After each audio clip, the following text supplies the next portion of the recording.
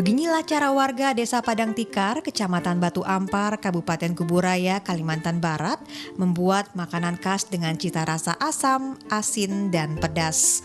Cincalok terbuat dari udang rebon yang difermentasikan. Proses pembuatannya cukup mudah.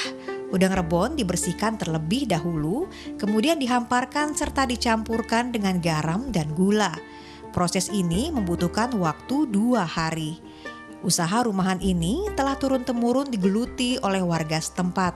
Satu di antaranya adalah Jumiati. Cincalok yang ia produksi dipasarkan di kota Pontianak dan Singkawang dengan harga bervariasi mulai dari Rp15.000 hingga Rp30.000 per kilogram. Belasan tahun ada dah kita kerja ini nih. Kalau kakak nih apakah nelayan juga atau kakak ngambil dari nelayan ini? Ngambil dari nelayan. Kemudian diolah? Diolah bikin calo. Ini udang jenis apa nih kak? Udang sungkur. Pandemi COVID-19 berdampak juga terhadap pembuat cincalok dan belacan atau terasi seperti yang dialami oleh Darman Tambi. Darman mengaku selain membuat penghasilan dari memproduksi cincalok dan terasi yang turun, ia juga harus mengurangi jumlah karyawannya dari 30 orang menjadi belasan orang saja. Modal usaha yang kurang membuat ia harus bekerja keras mengelola usahanya agar tidak gulung tikar, sebab bantuan modal dari pemerintah masih belum tersentuh olehnya. Kita nih kalau bisa pemerintah itu memperhatikan kita supaya kita dapat menghidupi orang yang ramai ini, supaya dibantu bagaimana, terutama ekonominya lah.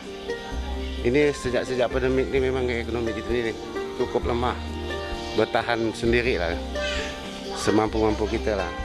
Sementara itu, Camat Batu Ampar menyatakan potensi yang ada di Desa Padang Tikar perlu terus didorong. Ia juga akan berusaha agar para pelaku usaha tersebut bisa mendapat pendampingan serta bantuan modal usaha. Nah, ini yang dilakukan kawan-kawan Dekranasda, menginventarisir sebanyak mungkin, mendorong masyarakat untuk terus berusaha meningkatkan produksinya. Kemudian ini juga kita usahakan supaya dapat izin dari pemerintah. Nah, ini tinggal kita sekarang ini terus mengidentifikasi apa-apa yang menjadi kekurangan, yang belum. Nah, jangan sampai juga bantuan yang diberikan tidak tepat sasaran. Mayoritas penduduk di Desa Padang Tikar ini mengandalkan hasil pertanian dan hasil laut sebagai penopang ekonomi.